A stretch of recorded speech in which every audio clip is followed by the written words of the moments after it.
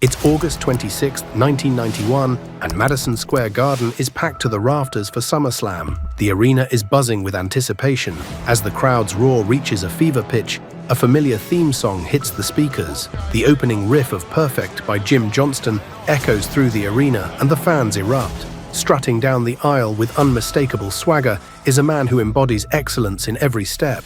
His bleach-blonde hair is immaculately styled, his singlet a pristine shade of turquoise. As he enters the ring to defend his Intercontinental Championship belt against Bret Hart, there's an air of confidence about him that crosses into arrogance. But it's not just bravado, it's the assurance of a man who knows he's at the top of his game. Mr. Perfect isn't just a character, it's a state of being that has been honed to, well, perfection. The bell rings, and what ensues is a masterclass in professional wrestling. Perfect's technique is flawless, his timing impeccable. He counters Hart's attacks with a showcase of technical prowess that leaves the crowd in awe. Every move is executed with precision, from his trademark perfect plex to his drop kicks that seem to defy gravity. Make no mistake, it's much more than his in-ring ability that makes his matches so captivating. It's the way he carries himself, the sneers, the pompous tosses of his hair, the way he sells his opponent's moves only to spring back with renewed vigor. He's not just wrestling, he's telling a story with his body,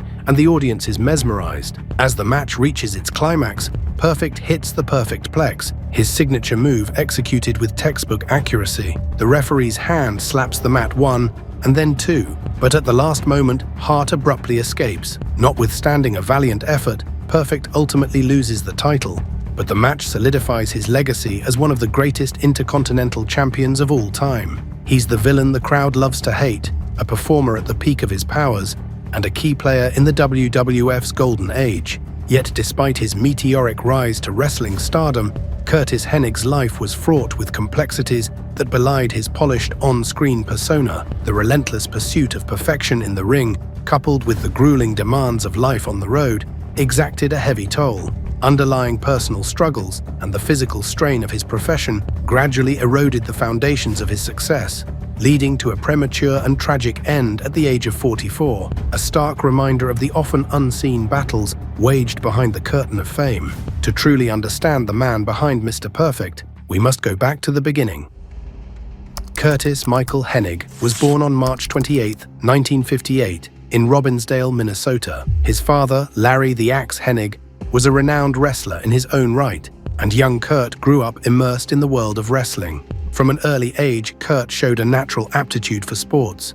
He excelled in football, baseball, and wrestling, demonstrating a level of athleticism that set him apart from his peers. Interestingly enough, Hennig shared a close childhood friendship with Rick Rude, as both attended the same high school.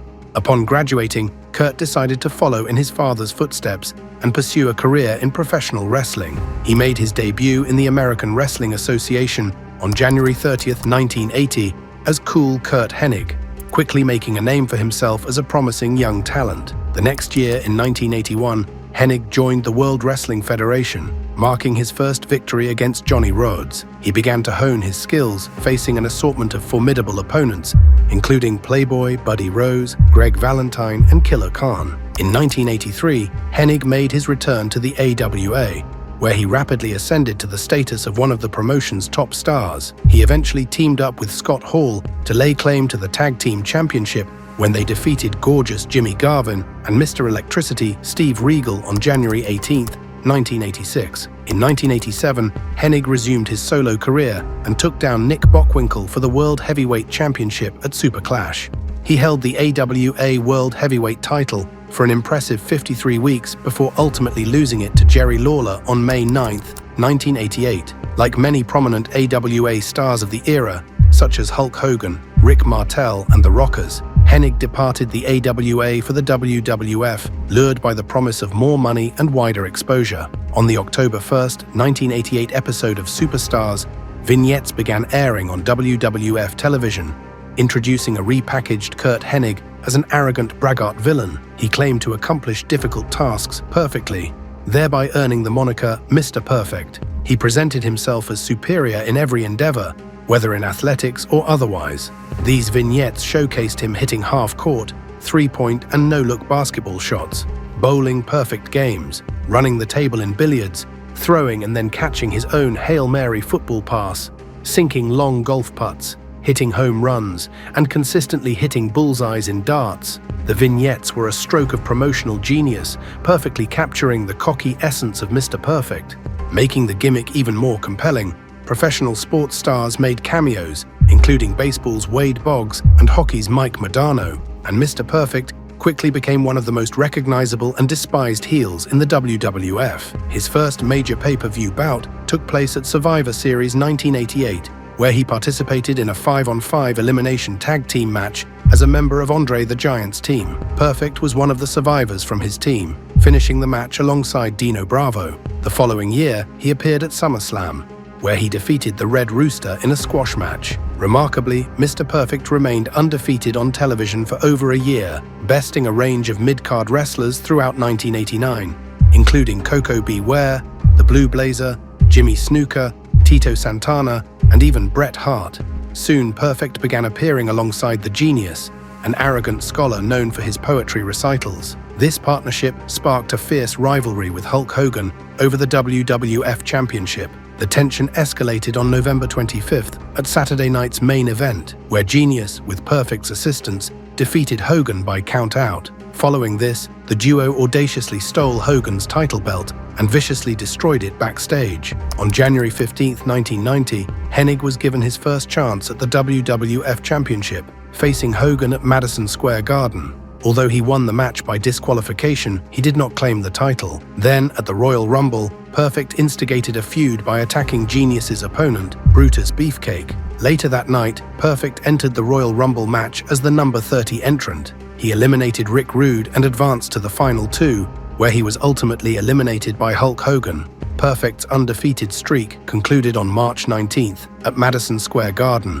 when he sustained his first pinfall loss on regional television to the Intercontinental Champion, the Ultimate Warrior. His first singles loss on national television was to Brutus Beefcake at WrestleMania 6. Hulk Hogan then resolved his feud with Perfect in a match at Saturday night's main event on April 28th, where Hogan pinned Perfect for the victory. The following month, Perfect competed in a tournament for the vacant Intercontinental Heavyweight Championship. Following Ultimate Warrior's departure, he won the tournament by defeating Jimmy Snuka in the quarterfinals, before taking down Tito Santana in the finals. Following his title victory, Perfect secured Bobby Heenan as his Perfect manager and successfully defended his championship against Tito Santana on the July 28th edition of Saturday night's main event. The following year, in 1991, Perfect defended his title against Big Boss Man at WrestleMania 7. He retained the championship by disqualification after Haku and the Barbarian intervened and attacked the challenger. On the June 15th episode of Superstars, Bobby Heenan retired as a manager and introduced the coach as Hennig's new manager. Hennig then initiated a brouhaha with British Bulldog, but a back injury in late June led to the feud being abruptly cancelled. With Bret Hart announced as his next challenger, Hennig was sidelined from house shows. To avoid aggravating his back with the Perfect Plex, he adopted a new approach of defeating opponents by countout after tossing them out of the ring in disgust. Although the match was widely praised for its execution, Perfect lost his title to Hart at SummerSlam, and a broken tailbone coupled with bulging discs forced him to step away from the ring. Hennig spent the next year recuperating from his injury. He made his television return on the November 23rd episode of Superstars, where he took on the role of Ric Flair's executive consultant. The following week, he began serving as a color commentator on Superstars, effectively playing a villainous counterpoint to Vince McMahon's play-by-play commentary. During this period, Perfect aided Flair in securing victories and managed him to 2 World Heavyweight Championship reigns. By the fall of 1992,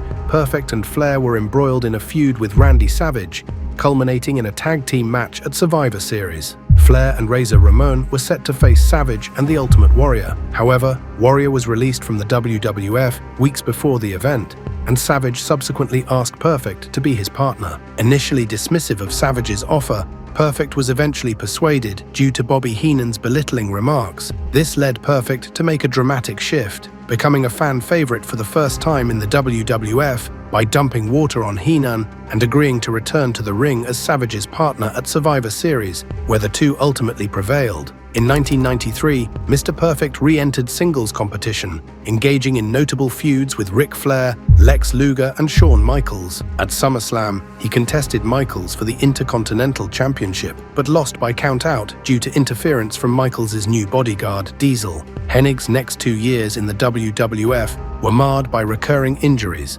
relegating him to supporting roles such as color commentator and special referee. Despite these setbacks, he continued to make a significant impact within a variety of prominent storylines. In mid-1997, Hennig signed with WCW. Due to the WWF's trademark on the Mr. Perfect name, he returned to the ring using his real name. Hennig retained his signature Fisherman Suplex as his finishing move, rebranding it as the Hennig-Plex. This tenure in WCW saw him capture the heavyweight championship and engage in memorable feuds with Ric Flair and Diamond Dallas Page. His role in the NWO and later the West Texas Rednecks showcased his versatility and ability to reinvent himself. By the year 2000, Hennig's WCW appearances were becoming more and more sporadic, and he eventually returned to WWE in 2002 as Mr. Perfect to compete in the Royal Rumble. Perfect delivered a standout performance, executing the Perfect Plex on Kurt Angle and holding his own against elite WWE wrestlers.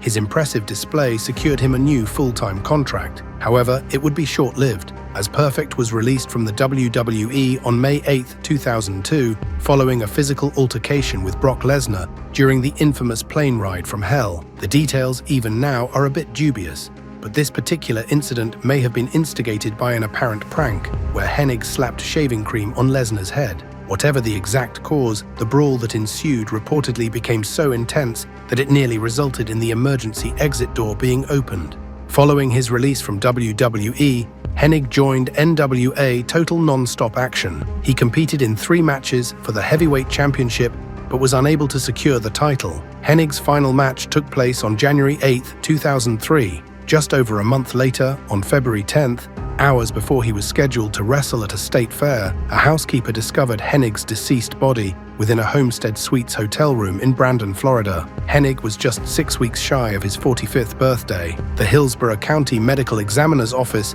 attributed his death to acute cocaine intoxication. His father also indicated that steroids and painkillers played a role. Although his ending was tragic, Hennig's legacy remains firmly intact. Mr. Perfect's ability to make his opponents look good while maintaining his heel persona was a testament to his skill and professionalism. His influence can be seen in the countless wrestlers who have cited him as an inspiration and a role model. Behind the scenes, Curt Hennig was a devoted family man. He married his high school sweetheart, and together they had 4 children. Despite the demands of his wrestling career, Hennig remained committed to his family and maintained close relationships with his peers. In 2007, he was posthumously inducted into the WWE Hall of Fame by Wade Boggs. The induction was a fitting tribute to a man who gave everything to entertain and inspire fans around the world. May he rest in peace.